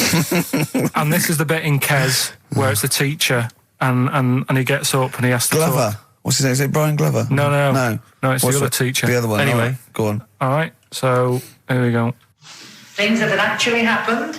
I've got Oh, yeah. another one. What about you, Casper? Casper! All right. All right? All right. You haven't been listening to a word I've said, have you? Yeah, I heard some of it. Yeah, you. Some of it? Just. Stand up. Always somebody, isn't there, eh? Right, now you're going to tell us a story about yourself. What sort of story? I want you to think of an incident that's happened to you sometime in the past that is true and that you think will interest the rest of the class. All right? Right. What about I work on a radio show at the weekend. Well, are you going to tell us about it? I'll just do. It's 2 hours, and it's with Ricky Gervais and Stephen Merchant, and just sort of play music and tell stories and stuff. What kind of stories? Well, whatever. Like last week, it was science. We were talking about this lad who was growing a knob on his arm. So it's weird. It's tricky, sir, because like with Ricky, he gets bored quick and he won't listen to the stories, and he'll start squeezing my head. All right. I'm not interested in what he does. That isn't normal, is it, sir? That. I mean, it sure is a bit gay. Is he? Just messes about, though. Do you know what I mean? I try and like come up with good stuff, like monkey news and like quizzes and stuff, but then he'll just, Ricky will just mess about. I mean, on Saturday he did it again. He squoze me head. How do you spell that? Squoze. S-Q... I'm going to show it on the board. This is a new word to me. Squoze is S-Q-U-O-Z-E. Now tell us what it is. It's when he gets me head and he puts one hand on the back of it, right? And he puts the other hand on the front of it and he just sort of swivels it. Swivel, right down the front. Oh, swivel's not it's spelled S-W-I-D-R. How many times a day? How many times a day does he swells it? It depends what time he gets in. If he gets in about 12:30, he could get a good 3 in. But I think, I don't really want to talk about. You've done enough, don't you? Well done, Billy. Big round of applause. That is the effort. Yeah. Wow. That's the best thing you've ever done, Carl. So that's Kes, right? Yeah. Got some good prizes there. Not bad, yeah, good stuff. Question is, how many times did I say Ricky can get? How many head squeezes can he get in before the start of the show? Right. So if you were listening properly, the answer's in there, right? And got some good stuff there. Got some DVDs in there, and some CDs, including some Jimi Hendrix stuff and other odds and ends. Good stuff. Brilliant. And just text in 83 XFM. All right. All right. I'm excited, Steve. It's that time. It's that time of the week. Go on. Well, Karl's in a little film. Oh, that's what you're excited about? Yeah. Sorry, I thought you meant the show's almost over. Right? Yeah, no. Come on in, Karl. Right, so, I'm in One Flew Over the Cuckoo's Nest. Yeah. Took a scene from it. Yeah. Got to listen carefully in that. At the end, there'll be a question on, like, the clip that you've just heard. It's sort of like what they do in the Krypton Factor and stuff. So do you want to read out the prizes? Or just yeah, little these little things. It's a couple of rock and roll albums. We got the. Why is it called One Flew Over the Cuckoo's Nest? I can't remember. I think it's explained in the book, but I don't remember. I haven't read it for many years. If someone knows, just a quick email to do. I'd like to know that. ricky.gervais@xfm.co.uk. You can win yourself, if you get the question right, the League of Gentlemen Series 3. We got that Rock and Roll Legends again, the Best of Blondie, a Nature Programme, and the Old Grey Whistle Test, Volume 3. So if you're Brilliant, so over that's well 50, worth- you'll enjoy that. Yeah. And just, if you haven't seen the film, it's just about, like a... What would you call it? Well, it's a guy who thinks he's going to get away with prison by going into a mental institution. It was a new experiment, but he finds out he can't get out and he's sort of trapped. And well, people know it. Everyone knows what. Just play it. Just I saw it last week, so just play it. All right. Well, I've been observing you here now for the last 4 weeks, and I don't see any evidence of mental illness at all. Yeah, no, I'm not mental. I never said I was. I mean, all right, I got an E in history, but that isn't why I'm in here. I'm in here because I had to get away from the outside world. It was doing me head in. I've been working too hard. I'm stressed out. I've been working like loads of hours Monday to Friday. I've been working on a Saturday with Ricky and Steve. Right, that's been doing me head in. People think that's a laugh when it isn't. You're busy right now, are you? You got something to do right now? See, this is why I'm here today, Doctor, because he's doing me head in. What do you mean, sir? Well, he's doing me head in. I came here to get away from Ricky. He is just as bad. I'm smarter than him, ain't I? No, you're an idiot, right? You're just... we're just good friends. No, we're not friends. And if you were a friend, you wouldn't be doing that to me, Ed. How do you mean that? Well, don't ask... Come on, I'll show you. Yes, Look what you've done. Get him out. Get him off me! Get off! Now, just hold it right there. All right. You get off! Doctor, will you tell him? Commercial. Don't hurt you, does it? Of course it does. That's it. Now, hold on to it. Not too hard. You'll crush all the air out of it. We're gonna... I normally do... Get off! I normally does it harder than that. No, just warming up. Warming up. What's somebody else? All right, baby.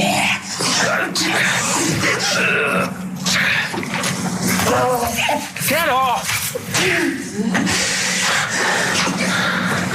See what I mean, Doctor? That's what he's doing every day.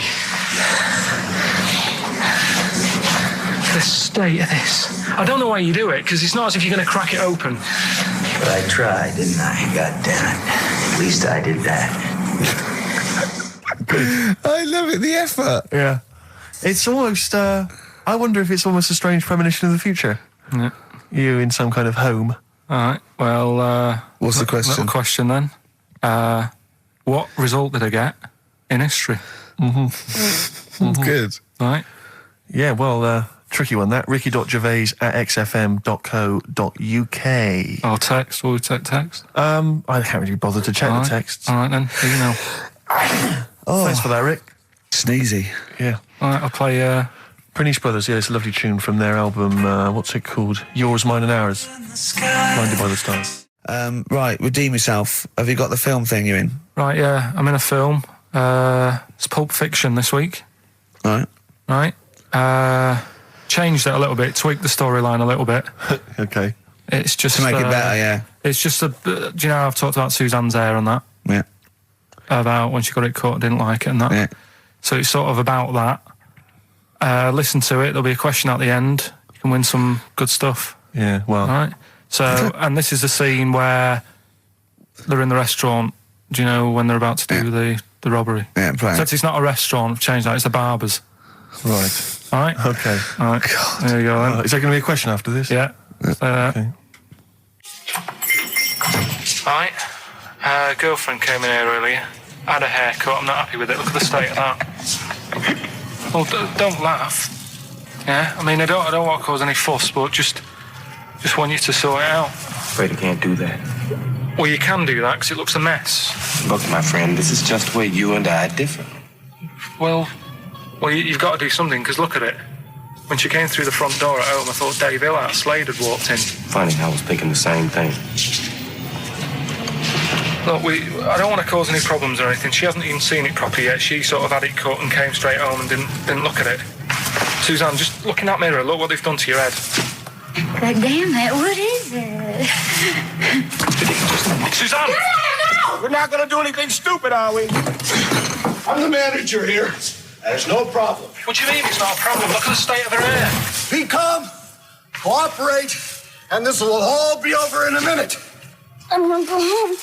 No, we're not going anywhere until they've sorted your hair out. I'm not walking home with your hair like that. It's embarrassing. So let's just get it. You die. No, forget having it dyed. Just get it cut. Colour's not a problem. Just sort it out. Just get rid of... Let's see what we can do. Right, good. Look at it. Look at the state of it. I'm trying real hard. Suzanne, just keep your head still there so we can... Just hang in there, baby. You're doing great. I'm proud of you. Just sort that bit out there. Just cut that.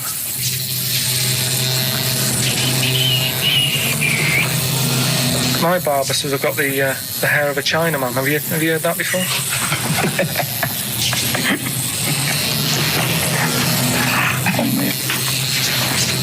What? What's so funny about that? Is it serious or what? Freaking me out. If my answers frighten you, you should cease asking scary questions. It's almost over. There you go. No, it's not brilliant, but that'll have to do, won't it? I reckon we'll have to buy her a hat on the way home. Yeah, that's probably a good idea. Do you think Suzanne's listening? It's all right, isn't it? I like the fact that in that she's represented with a sort of dimwit southern accent. Yeah. Your girlfriend. So I'm sure she'll have appreciated that.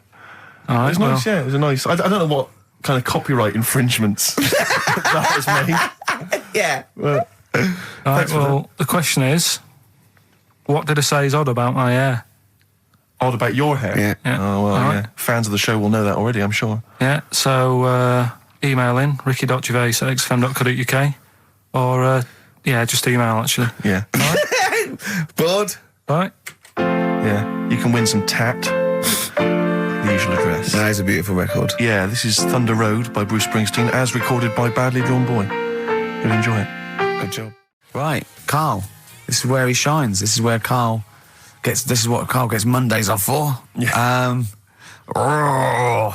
Okay, Karl, what is it? You want to explain this? It's the bit when I'm in a film and sort of edit me into it, so I'm like an actor in a major film. Yeah. We've done Kes, we've done One Flew Over the Cuckoo's Nest, Shining, stuff like that. Mm-hmm. This week, it's A Few Good Men. Brilliant film. Brilliant film. With Jack Nicholson and that. Yeah. So you listen to this, and we'll give the question later on, probably. Let's give it after this. All right. Yeah, we'll give it after we've heard the clip. I haven't really got one sorted, but I'll think of one whilst it's on.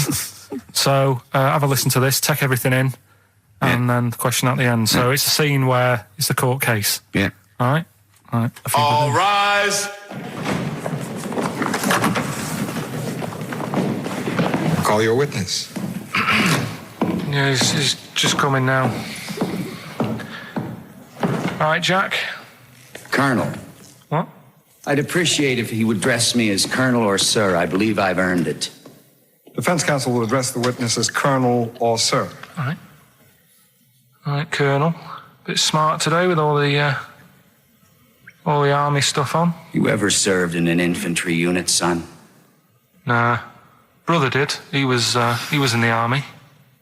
Got kicked out though, because he went for a packet of fags in a tank. Weird that, isn't it? No, it's not. It's tragic. I wouldn't say it's tragic. I'll show you something tragic. I always carry this book around with me. I always show it to people. It's got like the top 50 weird people in the world in it, right? It's all sorts of weird stuff in it. Look at this one here. It's a fella, right? He's got two heads. And the weird thing is, right, is the top 50 weird people in the world. He's at number 50, he's got 2 heads, right? Makes you wonder what's going to be at number 1, doesn't it? Are these really the questions that I was called here to answer? No, but look at it. Imagine if you were his mate. You wouldn't get a word in edgeways, would you? If you maybe didn't have any friends. Probably right, they say, don't they? They say 2's company, 3's a crowd, so... Please tell me that you have something more, Lieutenant. Yeah, I got loads more. For this fella at number 36, look at him. 3 legs. Little fella with 3 legs, right? Guess what his job is? My answer is I don't have the first damn clue. Well, I'll tell you. He's a juggler. I beg your pardon? He's a juggler. This is ridiculous. I know it's ridiculous. You're probably thinking what I'm thinking. Why wasn't he a footballer? Be great at keepy uppies and that. I'll answer the question. You want answers? Yeah, it's just that I'd like to know the truth. You can't handle the truth! Gentlemen. Well, I've paid for the book, so I think I'm entitled to know why I don't give a damn what you think you are entitled to. You better get somewhere fast with this, Lieutenant. What about this one, then? This lad here, he's 12 years old, he looks 48. What do you think? No. Why not, though? You said you didn't want to know any more about the juggler. You didn't say you didn't want to know I know what any more I about said. I don't have to have it read back to me like All right. Lieutenant, do you have anything further for this witness? Well, just wanted to know if you thought Mr. Webfoot at number 42 should have took up swimming, but... Absolutely. Yeah, you'd say that now, wouldn't you? Forget it. Well, I don't know what to say, really. That's Karl Pilkington in the film A Few Good Men with Jack Nicholson, acting alongside Jack, and I have to say, giving him a run for his money. I think Karl is a really good actor. I genuinely think that. Should we put him in something? Yeah, definitely. Okay. Right, what's the question? What's his forte, do you think? Just sort of playing that sort of stuff. Okay. Deep stuff. Yeah, okay. Yeah, so we can sort that out. Think of a question there out of that little lot. You've not got one? Well, I've got... It was at number 36, whatever it was. What was it? Don't know. Let's. It was number 50. It was at number 50. Yeah, all right then. Okay. Yeah, who's number... what... Yeah. Well, yeah, what was odd about the guy who was at number 50 in the 50 weirdest people list? And just text in 83 XFM and put your address on there as well and that. What prizes are there, Karl? Loads of stuff. Yeah. Let me just have a quick look. Oh, that's actually not bad. There's Lord of the Rings on there. Michael Palin's Around the World in 80 Days. If you've not had a chance to see that yet, it's been repeated about 80 times. Look Around You, which is an excellent show. That's really funny if you've seen that. There's some other good stuff. That's not too bad. And also the relatively poor stand-up DVD, Ricky Gervais's live animals show, which is mediocre. Can't give him away. Yeah. All right. And you can win all those prizes if you can answer which question again? Who was the fella who was at number 50 in my book? What was up with him? Excellent. All right, so let's got to play Thorns. Some Thorns. That's the most beautiful track. I can't get enough of this. You'll love it. You'll love this.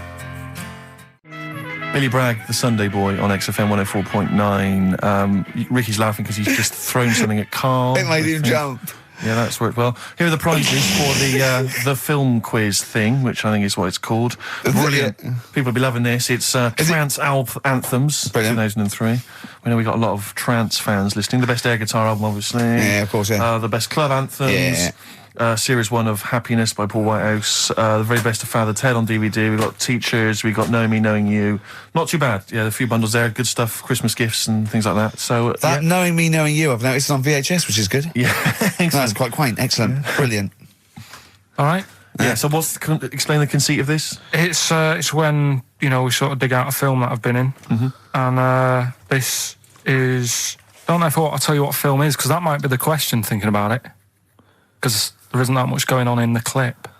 I think we need to know what the film is. Do you? Yeah. All right, it's Rain Man. Okay. Why is he called Rain Man? Is that going to be the question? Yeah, I know the answer, Karl. Don't worry. Don't look at me like that. I do. Oh, well done. Yeah, you watched the film. Yeah, you should. Right, so it's you, Karl, in the film Rain Man. Yeah, it's the bit when Tom Cruise is in the doctors with the ill man. All right. There we go. You ready?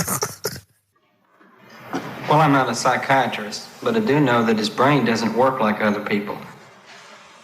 Wait, I am sat here. Don't go talking about me like I'm some sort of div kid. Got a good brain. works well. It stores all sorts of information and stuff, doesn't it, Tom? He remembers things, little things sometimes. Well, don't say like that, little things, as if it's stuff that isn't important. Are you good with numbers? The doctor's asking you a question. Yeah, no, I'm just thinking. Good with numbers.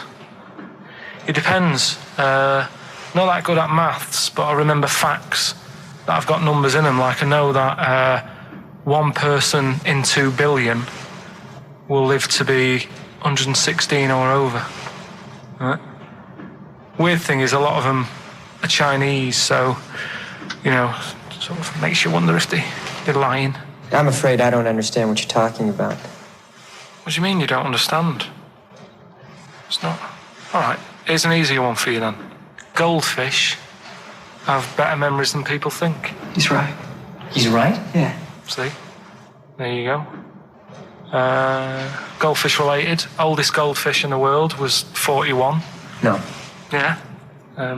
Funny thing is there, if it was a goldfish with a dodgy memory, could have been older. Could have been, you know, pushing 45. So. That's amazing. I mean, that is amazing. He should work for NASA or something like that. Well, don't go that far. You know, they're the sort of things that I like reading about. You know, I've got that big book there. It's full of sort Did you of... read all this? Yeah, don't... You read all these stories that are in this book. Don't bother touching Maybe it. you better put it back. Give it back. Go. Okay, no, Ray, take it easy. I'm not gonna... I won't touch anything else, Ray. Just... Come on. It's okay, Ray. It's okay. Come on. Can I ask you something else, Raymond? No.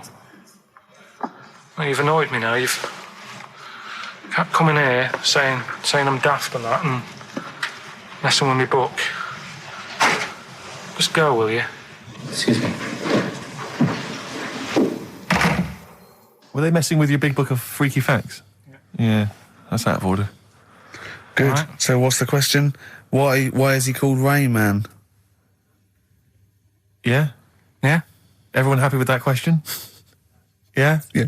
Okay, Ricky.Gervais at xfm.co.uk. Why is he called Rain Man?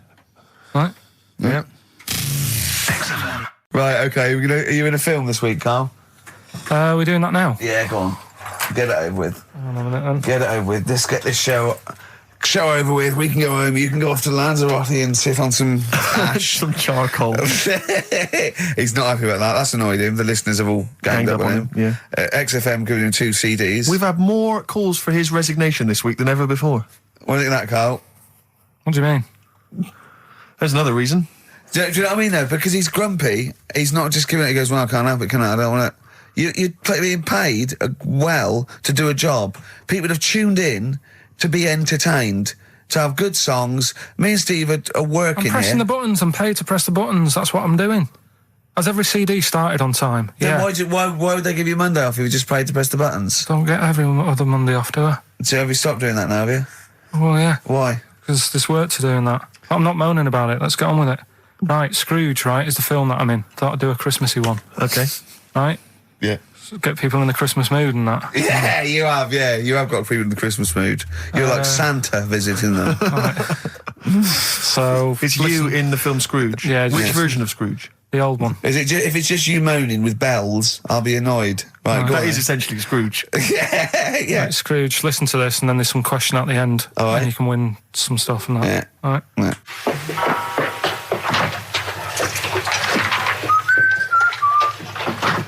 You're late. Only 20 minutes. What do you mean by coming in here this time of day?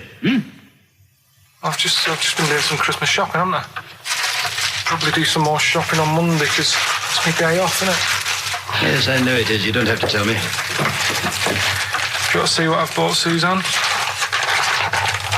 No, thank you. I don't mind showing you. It's only a Christmas present, isn't it? Just bought some more condoms. Why? Well, I bought some last year. Got 2 boxes. They all got used, so... I'm very glad to hear it. How much do I pay you? Why are you asking? The presents I buy has got nothing to do with what I earn. Like I say, if I won the lottery, I wouldn't go mental on her. Do you know what I mean? I probably wouldn't even tell her because I think she'd want to travel around the world and all that, and I'm not into that, to be honest, so I'd probably keep it quiet.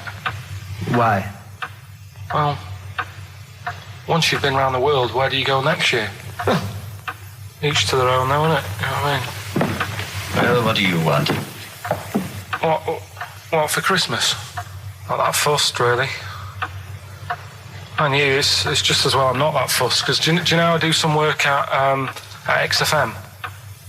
Do you know what they're giving me for Christmas present? Nothing? No, might as well have been nothing. 2 CDs. That's it. I was well fed up. I'm sure you will. They give you a list of about 30 albums and you get to pick 2 off the list. So I've gone through Kings of Leon album and the best of Bob Marley. Mr. Marley has been dead these 7 years. In fact, he died 7 years ago this very day. Did he? Do you know what sort of donuts Bob Marley likes? It's not my business. No, it's not a proper question. It's an old Peter Kay joke. He likes the ones with jam in. Do you get it? Garlic bread. It's good, isn't it? Excellent. Oh, Carl, well done. Karl in Scrooge there. The only man more mean and depressed generally than Ebenezer Scrooge. Oh, dear. Oh. What's the question, Karl? Well, if people have been listening from the start, right, what albums am I getting? Yeah. Is that good? Mm-hmm. Good, yeah. What albums am I getting from for working for this place for 6 years? All right. Ricky.Gervais at xfm.co.uk. Another big moment here. We've had Rockbusters. Now we're going to have Karl's film quiz thing, isn't it? Yeah, it's a film quiz thing. I've done Planet of the Apes, right? Because one of the things we did in Lanzarote went on this tour with sort of 3 northern blokes, and they didn't really know what they were talking about. Joking. You're joking. Northerners not knowing what they're talking about. You're having a laugh. No, they'd obviously sort of not had much luck here, right? And thought, let's go over to Lanzarote, buy some vans, right? Get people in it. We'll do a tour of the island. And whenever someone asked the question, like, what year did the volcano happen? They go, oh, we'll take you to the visitor centres. You can read about it there.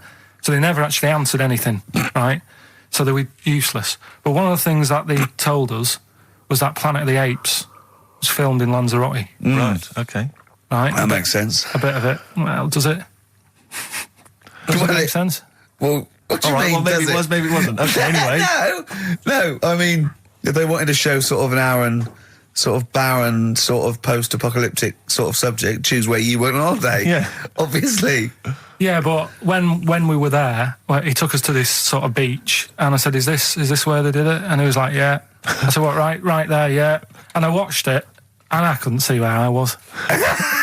Yeah, you know that if you watch a film from 1968 and you've been to the same place, you're not going to feature. You're not going to see you in the back walking along the beach. It's a new one, new Planet of the Apes. Oh, it was a recent Planet of the Apes. Yeah, that's what they said. Yeah. Right. So I thought I'd sort of. Now that sounds a little bit more far-fetched. I'd have thought that was probably a lot in Hollywood. Yeah. Well, anyway, is this the current Planet of the Apes or the old one you've done? Current Planet of the Apes. This is the recent one. All right, there'll be a question at the end of it, so listen on that. Is this entertaining to anyone, this? I mean, just take the last 4 minutes of conversation. But seriously, Rick, who cares? I don't. Do you? No. I don't. DVD's selling well. Exactly, what do I care? All right, come on then. All right, so Planet of the Apes, question at the end of it, listen and win some stuff, all right? Hey, where am I? What is this place? Hang on a minute, I'll have a look. According to the Lanzarote guide, we've been dropped off at the volcano bit. Apparently there's 36 volcanoes here to be seen. I hope you don't mind my saying, but this is a waste of time. I know what you mean. Don't know why they need 36 volcanoes. Just keep one. Fill the rest in. Like a car park or something. Excuse me, guide. Why's the bus dropped us off here? What's so special about this place? Well, according to our holy writings, that is where creation began, where the Almighty breathed life in the time before time. It's amazing, that, isn't it? All this has been stood here for years and years.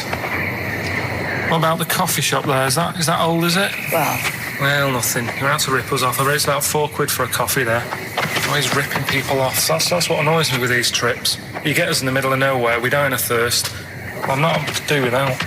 The reason I've come here, I believe this is where they did Planet of the Apes, innit? Love monkeys. Especially the ones in Planet of the Apes, because they talk and that. Talking monkeys can't exist. Joking, aren't you? Of course they can. Getting up to all sorts of stuff. I read about a monkey the other day who worked on the railway. Right? There was another one about a chimp that did a bank job and went off to Spain to sort of... Shut up! Oh, yeah. What is that? Little monkey fella. It's come from that little coffee shop. It's been serving coffee. Now that is worth paying £4 for. No, you're teasing him. I'm not teasing it. It's working, isn't it? It's serving the... We want some coffee. Get us some coffee. I've heard about this. You can buy coffee that's sort of hand-picked by monkeys. It's like Coffee Mate, except it's more sort of coffee primate. Yeah. Hello, little fella. We want coffee. What do you mean, we? You're gonna have a coffee, aren't you? What else are you gonna do? Go and look at another 35 volcanoes? I'm staying here. I'm having a monkey coffee. It's brilliant. You find this amusing? Jesus, it's a talking monkey. Right, mate. Have a couple of coffees. Don't start now. We're off duty. I'm starving. What do you mean you're off duty? Have you bananas later? Just get us a couple of...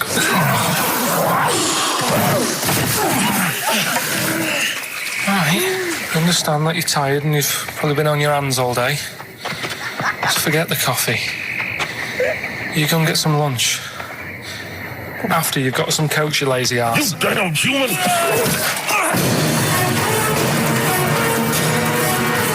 Powerful. Lovely. Excellent. So, what's the question? If you've been listening to the whole show, how many volcanoes do I think's on the island of Lanzarote? Okay. Yeah. I might have it wrong, what I've been saying, but it's roughly around that. Yeah, so what have you been saying? Yeah. Yeah. All Brilliant. right. Ricky.gervais@xfm.co.uk. You're more likely to win the prize if you leave your address on the email. Yeah. Because otherwise we can't really be bothered to phone people or email them back. So, Good point. Put your address on there and you could win some crap. In a jiffy bag. And it's Ricky Gervais, Steve Merchant, Karl Pilkington hosting the final show.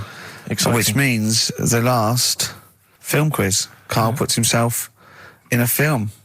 Claire's on next week, by the way, and then Adam and Joe. Sturgis, then Adam and Joe, brilliant. Adam and Joe coming back. So that's Excellent. They're excellent. Right. Matt Lucas said he'd do a show. Give him a call, and maybe him and Dave Williams. Yeah, might big do things that. that. Might do that. Yeah, very good, wasn't it? Yeah, it'd be all right. Yeah. Right, the film thing. This is when we get like a film, and I'm in it. Right. So I'm doing. We talked, a bit about gay fellas and that today. Yeah. So we're doing When Harry Met Barry. Okay. All right. Yeah. And listen to this, and then there'll be a question at the end, and you can win some more stuff. We've got DVDs. Some more shite. Some more good CDs and DVDs and that. All right, let's hear it. So When Harry Met Barry. All right. We've got 18 hours to kill before we hit New York. I know, yeah. Brought a few books just to kill a bit of time on the journey. When I buy a new book, I always read the last page first. That way, in case I die before I finish, I know how it ends. I read a book like that once. Not on purpose, though. It's just that all the chapters have been put in the wrong order, so it's a bit annoying. Got to chapter 1 before I realised. Are you finished now? Yeah, I bought another copy of it and read it in Lanzarote. It was all right. Good read. Listen, we're only staying in New York for a couple of days, aren't we? Because the place does me head in a bit. Oh, really? Yeah, it stinks, doesn't it? It's a really dirty city. It's noisy. It's funny, the people who live there call it the city that never sleeps. I'm not surprised with all the noise. I couldn't agree more. Listen, I know you're gay in that, right? What is the attraction with New York for you lot? What? Because it is like the gay capital, isn't it? They all love it. Even that Rod Stewart song, you know, that Killing of Georgie, that was set in New York, wasn't it? Yes, it was. Yeah, well, that song was about a gay fellow, wasn't it, who moved to New York and ended up getting beaten up. Not a great advert for the place. You keep going there. Weird. Actually, I know why you like it. It's because it's a city that never sleeps, isn't it? You lot like going out late. You sort of run your life at a different timetable to everyone else. Are you finished now? No, I'm not being funny. I'm just saying. Just don't think you should live your life like that. Why not? Don't start getting angry. I think I'm entitled to throw a little anger your way. Especially when I'm being told how to live my life. Yeah, you're right. It is your life. And that's what I'm saying. Don't be dragging me into it. What? Well, you know I'm not gay, so why did you buy me a butt plug for my birthday? I'm not going to use it. What do you want me to do about it? I take it back, okay? I take it back. Right. Want to spend the night in a motel? No. Why not? Because you're gay and I'm straight, that's why. Why aren't you seeing anyone? Well, I'm seeing Suzanne again.